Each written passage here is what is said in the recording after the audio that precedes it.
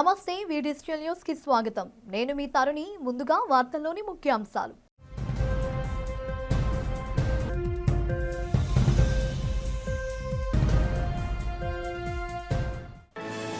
అభివృద్ధి సంక్షేమ పథకాలపై చర్చలతో 9వ రోజు కొనసాగిన అసెంబ్లీ సమావేశాలు.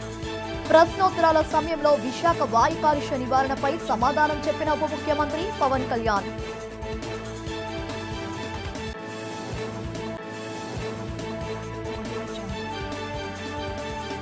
విశాఖలో ఐటీ డెవలప్మెంట్ పై అసెంబ్లీలో ఐటీ శాఖ మంత్రిని ప్రశ్నించిన సభ్యులు.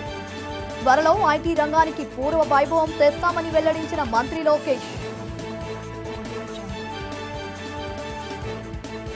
గంజాయి సాగు, అక్రమ రవాణా, బ్లేడ్ బ్యాచ్లపై పీడీ యాక్ట్ కేసులు నమోదు చేస్తామన్న హోంమంత్రి వంగలపూడి అనిత.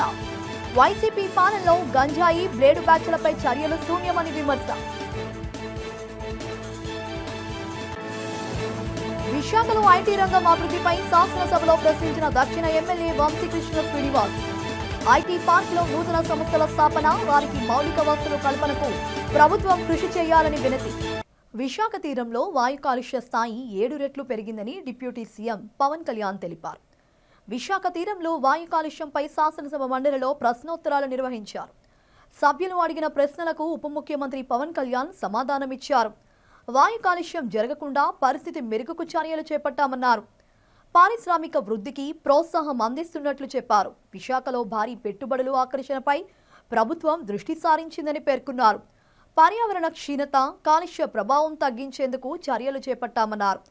దీనిపై పీసీబీ అధ్యయనం చేస్తుందని, 2025 జనవరిలో ఈ నివేదిక వస్తుందని చెప్పారు. అది రాగానే విశాఖలో తగిన కార్యాచరణ చేపడతామని వెల్లడించారు. గ్రీన్ ఎనర్జీని రాష్ట్ర ప్రభుత్వం ప్రోత్సహిస్తుందన్నారు. కంప్రెస్డ్ బయోగ్యాస్ వినియోగంతో కాలుష్యం తగ్గిస్తామని పేర్కొన్నారు. కేంద్ర ప్రభుత్వంలోని పర్యావరణం, అడవులు, వాతావరణ మంత్రిత్వ శాఖ నోటిఫై చేసిన ప్రమాణాలను అనుసరించి సెంట్రల్ పొల్యూషన్ కంట్రోల్ బోర్డు మార్గదర్శకాలకు అనుగుణంగా national air quality monitoring program కింద రాష్ట్రంలో పరిసర వాయు నాణ్యతను ఆంధ్రప్రదేశ్ కాలుష్య నియంత్రణ మండలి పర్యవేక్షిస్తూ ఉంది. 2024 జనవరి నుండి సెప్టెంబర్ 24లో విశాఖపట్నం యొక్క గాలి నాణ్యత క్యూబిక్ మీటర్ సగటున 86 మైక్రోగ్రాముల సాంద్రతను చూపిస్తూ ఉంది. ఇది కేంద్ర ప్రభుత్వ పర్యావరణ, అడవులు, వాతావరణ మంత్రిత్వ శాఖ నోటిఫై చేసిన ప్రమాణాల ప్రకారం క్యూబిక్ మీటర్కు 60 మైక్రోగ్రాముల నిర్దేశిత ప్రమాణం కంటే సుమారు 1.43 రెట్లు ఎక్కువ. అలాగే రెండో ప్రశ్నకు అధ్యక్ష, విశాఖపట్నంలోని వాయు కాలుష్యానికి సంబంధించి ప్రపంచ ఆరోగ్య సంస్థ ప్రత్యేకంగా ఎటువంటి నివేదిక లేదా హెచ్చరికను విడుదల చేయలేదు. 2024 సంవత్సరంలో జనవరి సెప్టెంబర్ 24 మధ్యలో ఆంధ్రప్రదేశ్ పొల్యూషన్ కంట్రోల్ బోర్డు పర్యవేక్షించిన విశాఖపట్నం నగరం యొక్క consolidated air quality data particulate matter యొక్క వార్షిక సగటు సాంద్రత 86 మైక్రోగ్రామ్ పర్ క్యూబిక్ మీటర్గా వర్ణిస్తుంది. ఇది నిర్దేశిత జాతీయ ప్రమాణం 60 మైక్రోగ్రామ్ ఫర్ క్యూబిక్ మీటర్ ద్వారా national ambient air quality standard సిఫార్సు చేయబడిన కంటే కూడా 1.43 టైమ్స్ ఎక్కువ అధ్యక్ష. అది పార్టిక్యులేట్ 33 మైక్రోగ్రామ్ ఫర్ క్యూబిక్ మీటర్గా ఉంది. ఇది నిర్దేశిత ప్రమాణం 40 మైక్రోగ్రామ్ ఫర్ క్యూబిక్ మీటర్ లోపు ఉంది. అయితే WHO మార్గదర్శకాల ప్రకారం PM10 15 మైక్రోగ్రామ్ / క్యూబిక్ మీటర్ మరియు ఈ PM 2.55 మైక్రోగ్రామ్ / క్యూబిక్ మీటర్గా నిర్దేశించడమైనది. అలాగే ఆంధ్రప్రదేశ్ పొల్యూషన్ కంట్రోల్ బోర్డు నిరంతరం గాలి నాణ్యతను పర్యవేక్షిస్తూ ఉంది. మరి 2019 నుంచి నేషనల్ క్లీన్ ఎయిర్ ప్రోగ్రాం కింద ఆమోదించిన కార్యాచరణ ప్రణాళికల ప్రకారం గాలి నాణ్యతను మెరుగుపరిచేందుకు భాగస్వామ్య శాఖల ద్వారా చర్యలు తీసుకుంటా ఉంది. 3 నెలల్లో విశాఖకు TCS వస్తుందని మంత్రి నారా లోకేష్ తెలిపారు. శాసనసభలో ప్రశ్నోత్తరాల సమయంలో ఎమ్మెల్యేల ప్రశ్నలకు ఆయన సమాధానమిచ్చారు. 5 సంవత్సరాలలో 5 లక్షల ఐటీ ఉద్యోగాలే తమ లక్ష్యమన్నారు. తెలుగుదేశం హయాంలో 2014 నుంచి 2019 మధ్యలో సుమారు 150 కంపెనీలు 50,000 మందికి ఉద్యోగాలు కల్పించాయన్నారు. ఈ పరిశ్రమలను ఆనాడు చొరవతో తీసుకొచ్చామని, అనేక సదస్సులు ఏర్పాటు చేసి విశాఖపై దృష్టి సారించామని గుర్తు చేశారు. ముందు చూపుతో ఆనాడు డేటా సెంటర్ పాలసీ తీసుకొచ్చి అదానీ సంస్థతో ఒప్పందం చేసుకుని భూములు కేటాయించి శంకుస్థాపనలు చేశామని తెలిపారు. కానీ అది ఆగిపోయి 2019-24 మధ్య ఒక్క ఒప్పందం జరగలేదన్నారు. ఒక పరిశ్రమ కూడా రాలేదన్నారు. బాధాకరమైన పరిస్థితి ఏంటంటే గతంలో హైదరాబాద్లో రేస్ జరిగింది. దీన్ని ఏపీలో ఎప్పుడు నిర్వహిస్తారని అడిగిన ప్రశ్నకు అప్పటి మంత్రి కోడిగుడ్డు పట్టలేదని సమాధానమిచ్చారన్నారు. ఆ రోజు నుంచి ఎక్కడికి వెళ్ళినా ఐటీ మంత్రి ఇలా ఉంటారా అని ఆంధ్రప్రదేశ్ అవమానం జరిగిందని గుర్తు చేశారు. ఇలా అయితే పరిశ్రమలు ఎలా వస్తాయన్నారు. నేను మంత్రిగా బాధ్యతలు చేపట్టాక పలు కంపెనీలను కలిస్తే గత ప్రభుత్వంలో వాళ్ళు వాటాలు అడిగారని చెప్పారని వాపోయారు. దీంతో పరిశ్రమలు వెళ్లిపోయాయన్నారు. ఐటీ కంపెనీలో కూడా వాటాలు అడిగే పరిస్థితి తెచ్చారని మండిపడ్డారు. వంశకృష్ణ గారు, గంటా శ్రీనివాస్ గారు, విష్ణు కుమార్ రాజు గారు, ఈశ్వరరావు గారు మాట్లాడటం జరిగింది. అధ్యక్ష రాష్ట్ర విభజన తర్వాత 2014లో చంద్రబాబు నాయుడు గారి నాయకత్వంలో ఒకే రాష్ట్రం ఒకే రాజధాని, కానీ అభివృద్ధి వికేంద్రీకరణ జరగాలి. రాజధాని ప్రకటించేటప్పుడు చాలా స్పష్టంగా ఐటీ మొత్తం విశాఖపట్నం తీసుకొస్తామని ఆనాడు ఆయన చెప్తాం జరిగింది. అధ్యక్ష చంద్రబాబు నాయుడు గారి చొరవ వల్ల ఈరోజు ప్రపంచంలో ఎక్కడికి వెళ్ళినా 20% మంది ఐటీ రంగంలో తెలుగులు ఉంటాం. నిజంగానే మనందరం గర్వపడాల్సిన అవసరం ఉంది అధ్యక్ష. కానీ వాళ్ళు మన రాష్ట్రంలో పనిచేసేదానికి సరైన ఎకో సిస్టమ్ లేకపోవడం అనేది చాలా చాలా బాధాకరం. 2014 నుంచి 2019 మధ్యన ఒకసారి మనం చూస్తే అధ్యక్ష సుమారుగా 150 కంపెనీలు 50,000 మందికి ఉద్యోగాలు కల్పించడం కూడా జరిగింది అధ్యక్ష. 1-on-1 మీటింగ్ పెట్టాను. చిన్న కంపెనీలు వస్తే వైజాగ్లోనే నేను ఐటీ సార్ నాయకత్వంలో, ఐటీ సార్ కాదు మన ఐటాప్ నాయకత్వంలో నేను సమావేశం కూడా ఏర్పాటు చేసుకుని అక్కడ వాళ్ళు ఎదుర్కొన్న సమస్యలు ఏంటి, ఇంకేం చేస్తే బాగుంటుందని కూడా వాళ్ళతో సుదీర్ఘంగా చర్చిస్తాం జరిగింది అధ్యక్ష. ఇప్పుడే పెద్దలు గంటా శ్రీనివాసరావు గారు చెప్పినట్లు టీసీఎస్ ఆల్రెడీ కమిట్ అయింది. టీసీఎస్ అనేది వస్తుంది, దాంట్లో ఎలాంటి సందేహం లేదు. విష్ణు కుమార్ రాజు గారు ఎప్పటికల్లా వస్తుందని అడిగినట్టున్నారు. 3 నెలలు టైం ఇవ్వండి తప్పనిసరిగా, ఎందుకంటే ఎగ్జిస్టింగ్ బిల్డింగ్స్ కి చిన్న ఏర్పాట్లు చేయాల్సిన అవసరం ఉంది. 3 నెలల్లో తప్పనిసరిగా టీసీఎస్ విశాఖపట్నంలో ప్రారంభిస్తున్నారు. అంతేకాకుండా ముందు చూపుతో వాళ్ళని నేను చంద్ర సార్ని కోరాను, మీరు క్యాంపస్ ఏర్పాటు చేయాలి విశాఖపట్నంలో అంటే ఆయన ఒప్పుకున్నారు. దానికి ఆల్రెడీ భూములు కూడా మేము ఎత్తుకుతున్నాం. దానిపైన కూడా నేను చాలా క్లియర్గా 2-3 చెప్పిన తర్వాత దాన్ని కూడా వస్తాను అధ్యక్ష. పెద్దలు వంశకృష్ణ గారు అడిగినట్లు అధ్యక్ష ఇక్కడ ఎకో సిస్టమ్ కూడా ఏర్పాటు చేయాలి. దాంట్లో భాగంగా నేను కూడా ఐటీ కంపెనీలందరితో మాట్లాడినప్పుడు ఇన్ఫోసిస్తో కూడా మాట్లాడాను. వాళ్ళని కూడా ఒక క్యాంపస్ ఏర్పాటు చేస్తే బాగుంటుందని వాళ్ళని కోరాను. వాళ్ళు కూడా ఆల్రెడీ భూములు ఎత్తుకుతాం జరుగుతుంది అధ్యక్ష. ఏదో ఒక బిల్డింగ్ 500-600 కాదు, క్యాంపస్ అనేది అవసరం ఉంది. దానికి వాళ్ళకి భూములు కూడా ఇప్పుడు ఎత్తుకుతాం జరిగింది, మొదలుపెట్టాం అధ్యక్ష. నేను అనుకుంటా మాక్సిమం ఒక 6 monthsలో కొబ్బరికాయ కొట్టచ్చు నేను ఆశిస్తున్నాను. దానికి నేను చాలా కష్టపడుతున్నా. వైసీపీ ప్రభుత్వం గంజాయి, బ్లేడ్ బ్యాచ్ ఆగడాలపై ఎలాంటి చర్యలు తీసుకోలేదని హోంమంత్రి అనిత విమర్శించారు. 5 ఏళ్లలో జగన్ ఒక్కసారి కూడా సమీక్ష చేయలేదని, దీంతో దుండగులు రెచ్చిపోయారని ఆగ్రహం వ్యక్తం చేశారు. గంజాయితో పాటు బ్లేడ్ బ్యాచ్ ఆగడాలు, వాటి కట్టడికి తీసుకుంటున్న చర్యలపై శాసనసభలో పలువురు సభ్యులు ప్రశ్నలు వేశారు. వీటికి హోంమంత్రి సమాధానమిచ్చారు. కూటమి ప్రభుత్వం అధికారంలోకి వచ్చినప్పటి నుంచి గంజాయి కట్టడికి చర్యలు చేపట్టామని అనిత తెలిపారు. ప్రత్యేక టాస్క్ ఫోర్స్ సబ్ కమిటీ ఏర్పాటు చేశామని, దీంతో నేరస్తులను అణిచివేస్తామని చెప్పారు. సీఎం చంద్రబాబు ఇప్పటికే 7 సార్లు సమీక్ష నిర్వహించారని వివరించారు. గత 5 నెలల్లో 25,000 కిలోల గంజాయి పట్టుకున్నట్లు తెలిపారు. దీన్ని సాగు చేసినా, తలించినా పీడీ యాక్ట్ కేసులు నమోదు చేస్తున్నట్లు చెప్పారు. వారి ఆస్తులు సైతం జప్తు చేసేలా చర్యలు తీసుకుంటున్నట్లు వెల్లడించారు. ఇంతకు ముందు గాంజాకి సంబంధించి పైనుంచి ఏజెన్సీ నుంచి కిందకు వచ్చే సిచ్యువేషన్ లో ఎన్ని చెక్ పోస్టులు ఉన్నాయని నేను వైజాగ్ సిపి గారిని ఒకసారి నేను హోమ్ మినిస్టర్ అయిన వెంటనే మాట్లాడితే కేవలం 2 సీసీ కెమెరాలు ఉన్నాయి, చెక్ పోస్టులు ఉన్నాయి, దాని దగ్గర 2 సీసీ కెమెరాలు ఉన్నాయని చెప్పారు అధ్యక్ష. అంటే చెక్ పోస్టులు కూడా పెట్టుకోలేని పరిస్థితులు అయిపోయింది. ఈ రోజు మళ్ళా తిరిగి గాంజా నిర్మూలనకి పర్టికులర్ గా ఎక్కడెక్కడైతే ఏరియాస్ నుంచి అయితే మనకి ట్రాన్స్పోర్ట్ జరుగుతుందో ఆ ట్రాన్స్పోర్ట్ అన్ని ఏరియాలలోని కూడా చెక్ పోస్టులు ఏర్పాటు చేసుకున్నాం. చెక్ పోస్టుల దగ్గర సీసీ కెమెరాస్ ఏర్పాటు చేసుకున్నాం అధ్యక్ష.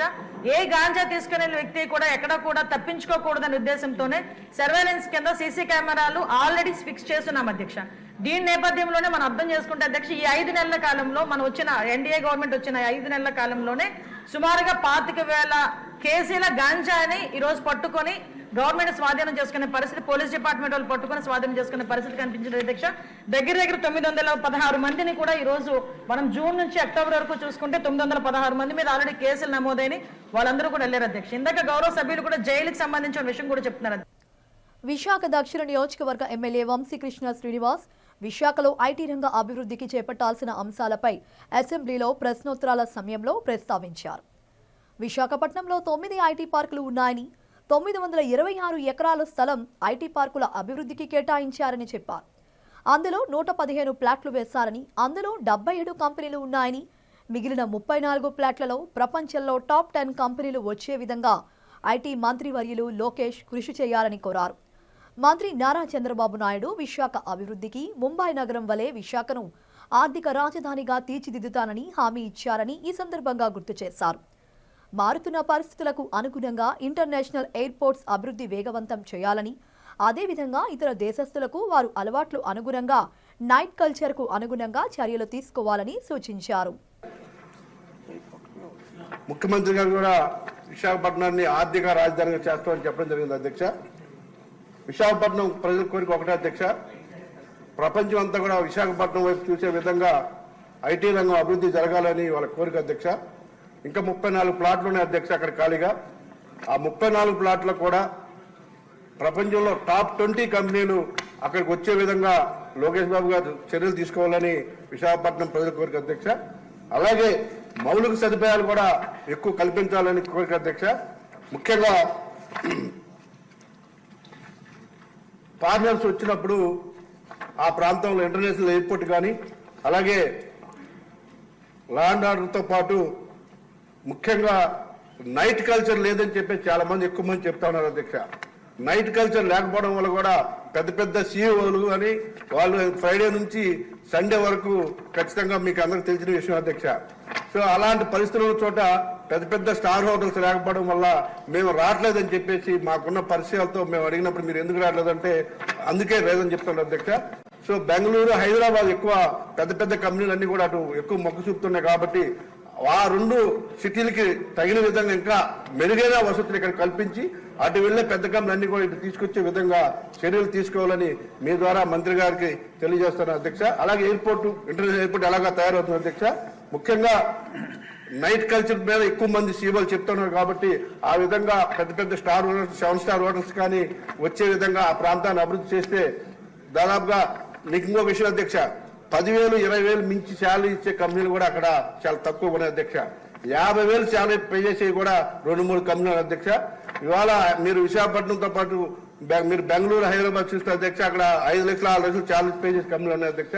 ఆ విధంగా పెద్ద కంపెనీలు కానీ వస్తే ఆ ప్రాంతం అంతా కూడా అభివృద్ధి జరుగుతుంది అధ్యక్ష. లా విద్యార్థిని అత్యాచార నిందితులను కఠినంగా శిక్షించాలని విద్యార్థులు డిమాండ్ చేశారు. జాప్యం చేయకుండా నిందితులకు సత్వరమే శిక్షణను అమలు చేయాలంటూ నినాదాలు చేశారు. ప్రగతిశీల ప్రజాస్వామ్య విద్యార్థి సంఘం ఆధ్వర్యంలో జీవీఎంసీ గాంధీ విగ్రహం వద్ద విద్యార్థులు ధర్నా నిర్వహించారు.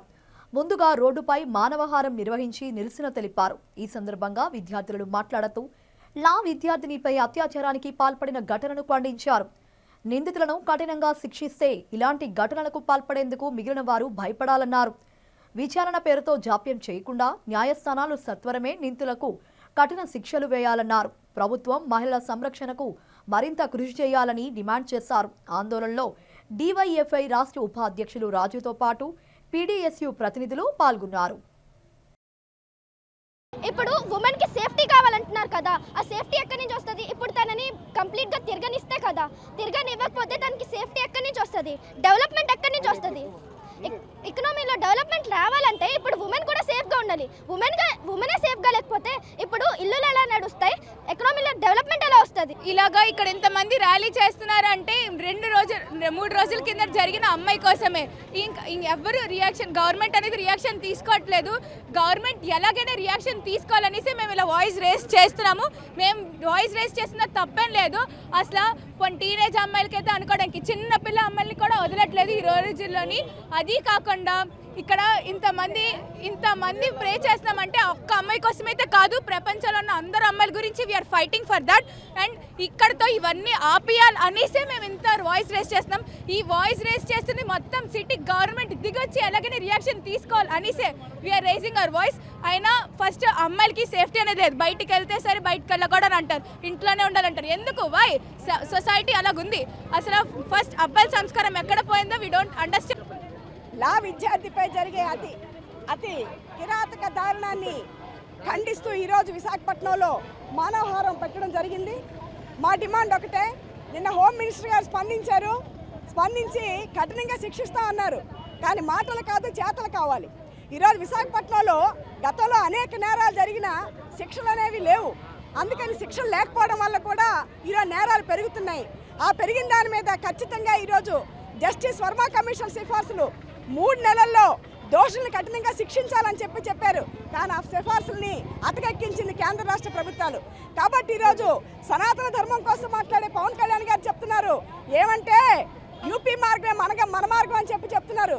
యూపీ మార్గంలో చంపేస్తున్నారు, కాబట్టి ఇక్కడ కూడా వాళ్ళు చంపేయాలని చెప్తున్నారు. అయ్యా, స్వప్నిక ప్రణితి మీద యాసిడ్ దాడి జరిగినప్పుడు పోలీసులు ఎన్కౌంటర్ చేశారు. ఈ ఎన్కౌంటర్ చేశాక నేరాలు ఆగిపోతాయి అన్నారు, కానీ అయిపోయా. విశాఖ డైరీలో జరిగిన అక్రమాలపై సభా సంగమం వేయడం పట్ల జనసేన నేత కార్పొరేటర్ పీతల మూర్తి హర్షం వ్యక్తం చేశారు. విశాఖ పౌర గ్రంథాలయంలో జరిగిన మీడియా సమావేశంలో ఆయన మాట్లాడారు. శాసనసభలో విశాఖ డైరీలో జరుగుతున్న అక్రమాలపై చర్చించిన సభ్యులకు కృతజ్ఞతలు తెలిపారు. డైరీని సహకార సంస్థ నుంచి కార్పొరేట్ కంపెనీకి మార్చారన్నారు. 20,000 కోట్ల రూపాయల విలువ గల విశాఖ డైరీ ఎన్నడూ నష్టాలు చూడలేదన్నారు. డైరీ ధనాన్ని పార్టీ కార్యక్రమాలకు విచ్చలవిడిగా ఉపయోగించారని ఆరోపించారు. ఆడారి కుటుంబ సభ్యులు డైరీ ఆస్తులను దోచుకున్నారని అన్నారు. ప్రస్తుత చైర్మన్ ఆడారి ఆనంద్ కుమార్ అవినీతి అవకతవకలపై పూర్తి విచారణ చేయాలని పీతలమూర్తి డిమాండ్ చేశారు.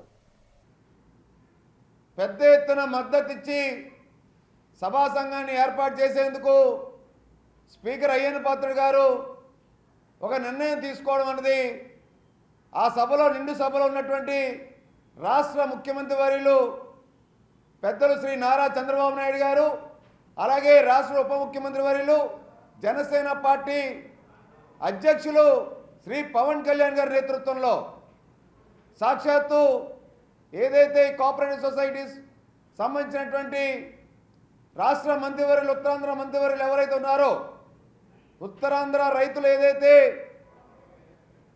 ఈ యొక్క విశాఖ డైరీ యాజమాన్యానికి వాళ్ళ నిర్ణయాలకి పాడి రైతుల యొక్క కష్టాన్ని దోచుకుంటున్నటువంటి సముద్రంలో ఉన్న మత్స్య సంపదను కలుషితం చేయకుండా కాపాడుతూ అభివృద్ధి చేసుకుంటూ భావితరాలకు మత్స్య సంపదను అందించే విధంగా మత్స్యకారులు అవగాహన కలిగి ఉండాలని జిల్లా కలెక్టర్ ఎంఎన్ హరీంద్ర ప్రసాద్ అన్నారు. ప్రపంచ మత్స్యకార దినోత్సవం సందర్భంగా గురువారం ఉదయం భారతీయ మత్స్య పరిశోధనా సంస్థ విశాఖపట్నం కార్యాలయంలో ఏర్పాటు చేసిన ప్రపంచ మత్స్యకార దినోత్సవం సందర్భంగా నిర్వహించిన మత్స్యకార అవగాహన కార్యక్రమానికి జిల్లా కలెక్టర్ ముఖ్య అతిథిగా హాజరయ్యారు. ఈ సందర్భంగా జిల్లా కలెక్టర్ మాట్లాడుతూ సముద్ర మత్స్య సంపద పరిరక్షణ, నిర్వహణ, సాంప్రదాయ మత్స్యకారుల జీవనోపాధి కాపాడుట మొదలగు అంశాలపై అవగాహన కల్పించడంతో పాటు సముద్ర కాలుష్యం వల్ల మత్స్య సంపద నశించుట తదితర అంశాలపై మత్స్యకారులకు అవగాహన కల్పించడమే ఈ కార్యక్రమం యొక్క ముఖ్య ఉద్దేశమన్నారు.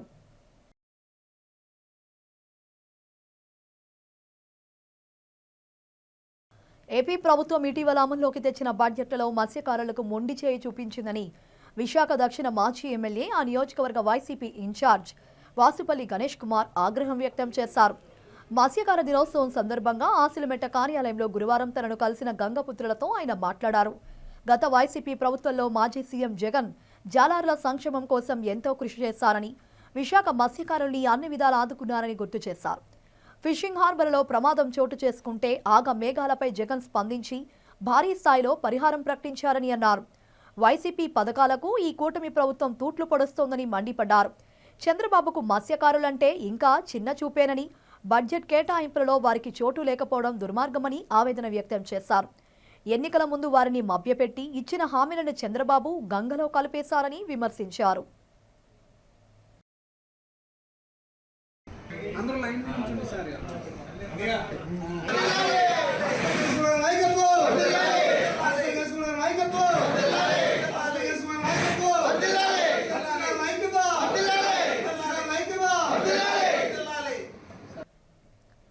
మూడు రోజుల పాటు నగరంలో నిర్వహించిన విశాఖ బాలోత్సవ కార్యక్రమం ముగిసింది.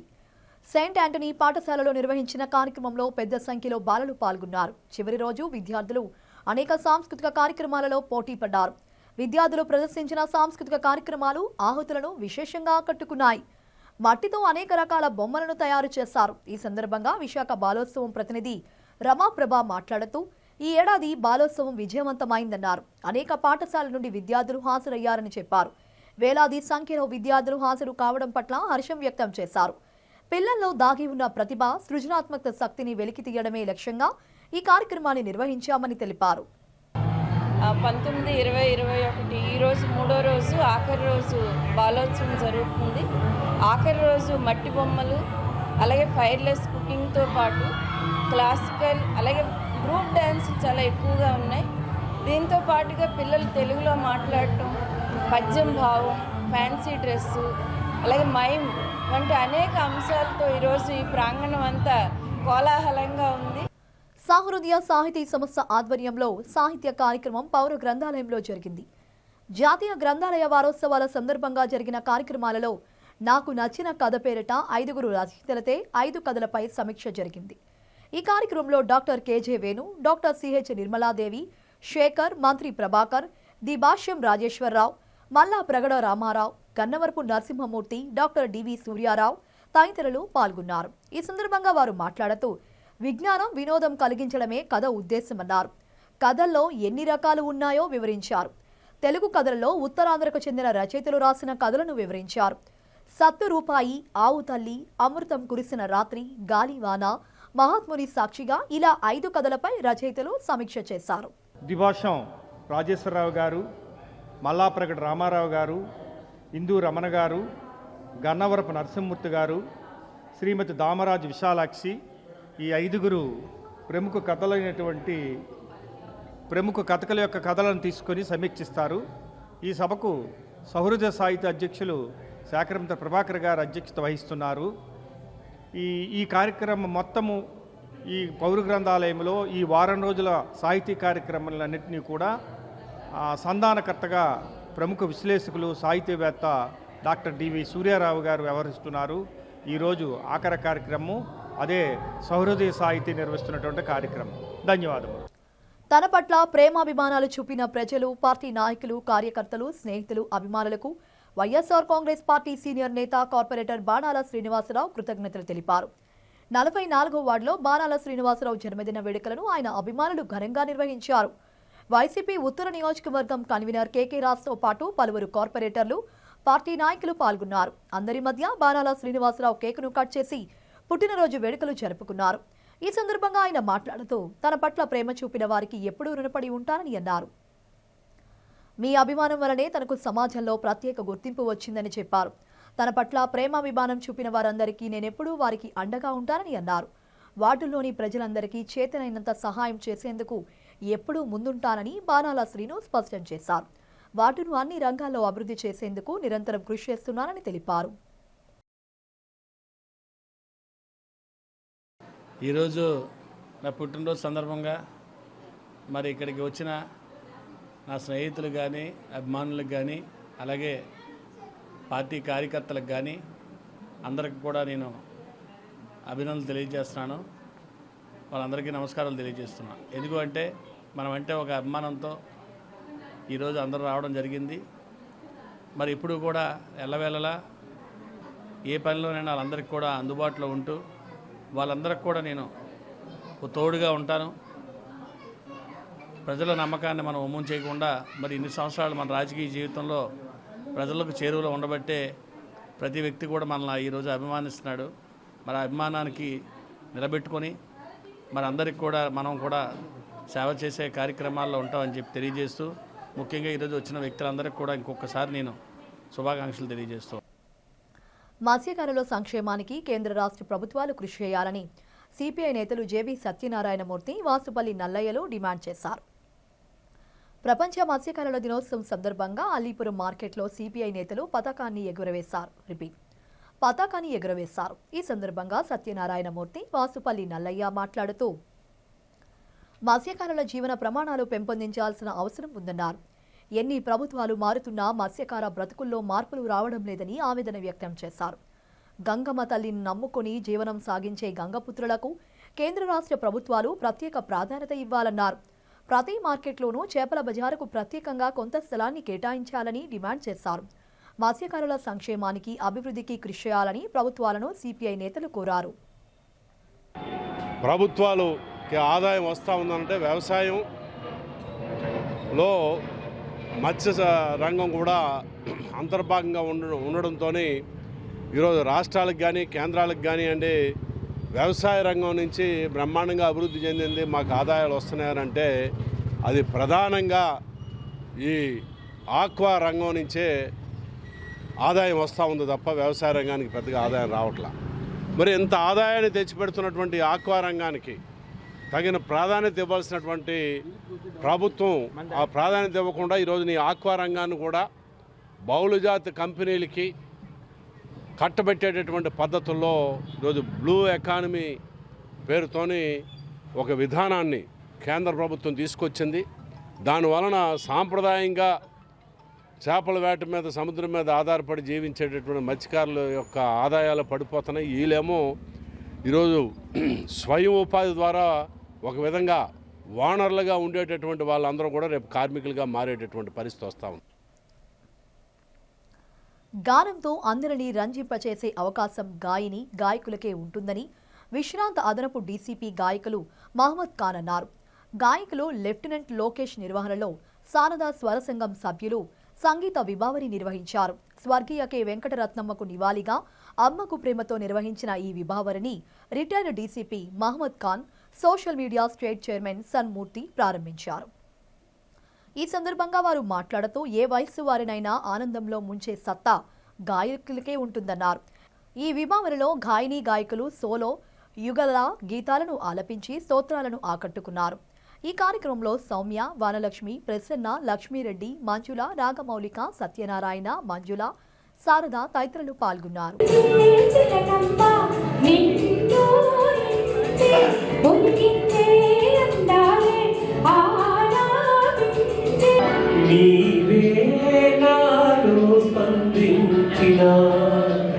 ఈ ప్రియలయలో శృతి కలిసే ప్రాణమిదే.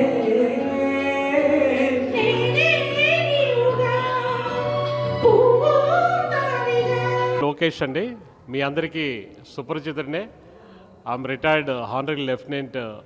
తర్వాత నా హాబీతో పాటు నాకు సింగింగ్ అంటే చాలా ఇష్టంతో 3 సంవత్సరాల క్రితం నేను ప్రారంభించిన ఈ సంస్థ శారదా స్వర సంగమం అనే పేరుతో, మా భార్య పేరుతో నేను స్థాపించాను.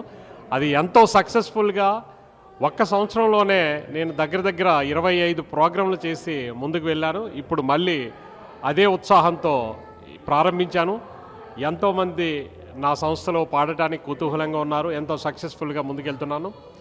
నా పాటల్ని ఆనందించడానికి ప్రేక్షకులు నా మీద నమ్మకంతో వచ్చి నన్ను ప్రోత్సహిస్తున్నారు. చాలా ధన్యవాదాలు. మీ విశాఖ ప్రజలందరికీ నన్ను ఎంకరేజ్ చేస్తూ ముందుకు తీసుకెళ్తున్నందుకు మీకు మరోసారి చేతులెత్తి నమస్కరిస్తున్నాను. సోమవారం సంతా చిరు వ్యాపారస్తులకు రక్షణ కల్పించాలని సిఐటియు మతిలిపాలెం జోన్ కమిటీ నాయకుడు వి కృష్ణారావు డిమాండ్ చేశారు. సిఐటియు ఆధ్వర్యంలో చిరు వ్యాపారులు కళాభారతి నుండి జీవీఎంసీ కార్యాలయం వరకు ర్యాలీ నిర్వహించారు. జీవీఎంసీ ప్రధాన కార్యాలయం వద్ద నిరసన నిర్వహించి పీతలమూర్తికి వ్యతిరేకంగా నినాదాలు చేశారు. ఈ సందర్భంగా కృష్ణారావు మాట్లాడుతూ చిరు వ్యాపారం చేసుకుంటూ జీవనం సాగిస్తున్న వ్యాపారులకు న్యాయం చేయాలని డిమాండ్ చేశారు. వారు వ్యాపారం సజావుగా సాగించుకునేందుకు జీవీఎంసీ అధికార యంత్రాంగం అవకాశం కల్పించాలన్నారు. కార్పొరేట్ వ్యాపారుల పట్ల అనుసరిస్తున్న వైఖరిపై తీవ్ర ఆగ్రహం వ్యక్తం చేశారు. ప్రజానాయకుడిగా ఉంటున్న పీతలమూర్తి పేద ప్రజల పొట్టకొట్టడం సరికాదన్నారు. వారి వ్యాపారం చేసుకునేందుకు సహకరించాలన్నారు. 22వ వార్డు పీతల మూర్తి యాదవ్ గారు తోపుడు బళ్ళు, చిల్లర వర్తకులు, సంత వ్యాపారస్తుల మీద దాడి మొదలెట్టాడు. ఆయన పేదల ఓట్లతో గెలిచాడు, చిల్లర వర్తకుల ఓట్లతో గెలిచాడు. ఆయన ఇంటింటికి తిరిగి ఓట్లు నన్ను గెలిపించండి, నేను పేదలకు సాయం చేస్తాను, తోపుడు బళ్ళు కార్మికులకు సాయం చేస్తానని చెప్పి గెలిచాడు. జనసేన పార్టీ విధానం కూడా మీరు ప్రశ్నించండి, అడగండి, పేదల కోసం మేము నిలబడతామని చెప్పి పవన్ కళ్యాణ్ గారు చెప్తున్నారు. మరి ఆ పార్టీ పేరు చెప్పుకొని ఈరోజు తోపుడుబల్లి కార్మికుల్ని, బడ్డీల్ని, అలాగే సంత వ్యాపారస్తుల్ని హైకోర్టు నుంచి ఆర్డర్ తీసుకొచ్చి ఎలా తొలగించారు ఈ కార్పొరేటర్ గారని నేను ప్రశ్నిస్తున్నాను. హైకోర్టు నుంచి ఆర్డర్ ఉండాలండి. వాళ్ళు దొంగతనాలు చేశారా, తప్పుడు పనులు చేశారా? నువ్వు రోడ్డుకి అడ్డం అనుకుంటే జీవీఎంసీలతో చెప్పించి ఒక మార్జిన్ గీత గీయించి వెనక్కి జరిపించాలి. హైకోర్టు వరకు వెళ్ళి అక్కడున్న అపార్ట్మెంట్లు, పెద్ద పెద్ద బిల్డింగ్ ఓనర్లు, పెద్ద పెద్ద వ్యాపారస్తులకు కొమ్ము కాస్తూ ఆయన ఈరోజు వాళ్ళతో కేసులు వేయించి, వాళ్ళతో పిటిషన్స్ వేయించి ఈరోజు ఈ రకమైన ఆర్డర్లు తీసుకొచ్చారు. ఎందుకంటే వాళ్ళ అపార్ట్మెంట్ల ముందు కారు లాగాలి, రోడ్డు వెడల్పుగా కనిపించాలి. కాబట్టి ఈయన పేదల పక్షపాతి కాదు, ఈయన డబ్బున్నోళ్ళ మనిషి అనేది ఇక్కడ అర్థమైపోతుంది. బులెటిన్ ముగించే ముందు హెడ్లైన్స్ మరోసారి.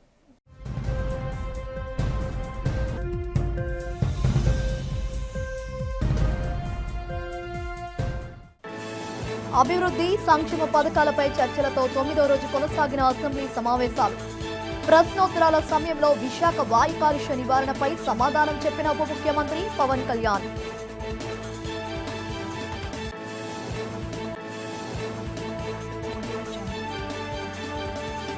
విశాఖలో ఐటీ డెవలప్మెంట్ పై అసెంబ్లీలో ఐటీ శాఖ మంత్రిని ప్రశ్నించిన సభ్యులు. త్వరలో ఐటీ రంగానికి పూర్వ వైభవం తెస్తామని వెల్లడించిన మంత్రి లోకేష్. గంజాయి సాగు, అక్రమ రవాణా, బ్లేడ్ బ్యాచ్లపై పీడీ యాక్ట్ కేసులు నమోదు చేస్తామన్న హోంమంత్రి వంగలపూడి అనిత. వైసీపీ పాలనలో గంజాయి, బ్లేడ్ బ్యాచ్లపై చర్యలు శూన్యమని విమర్శ. విశాఖలో ఐటీ రంగం అభివృద్ధిపై శాసనసభలో ప్రశ్నించిన దక్షిణ ఎమ్మెల్యే వంశీకృష్ణ శ్రీనివాస్. ఐటీ పార్క్లో నూతన సంస్థల స్థాపన, వారికి మౌలిక వసతుల కల్పనకు ప్రభుత్వం కృషి చేయాలని వినతి.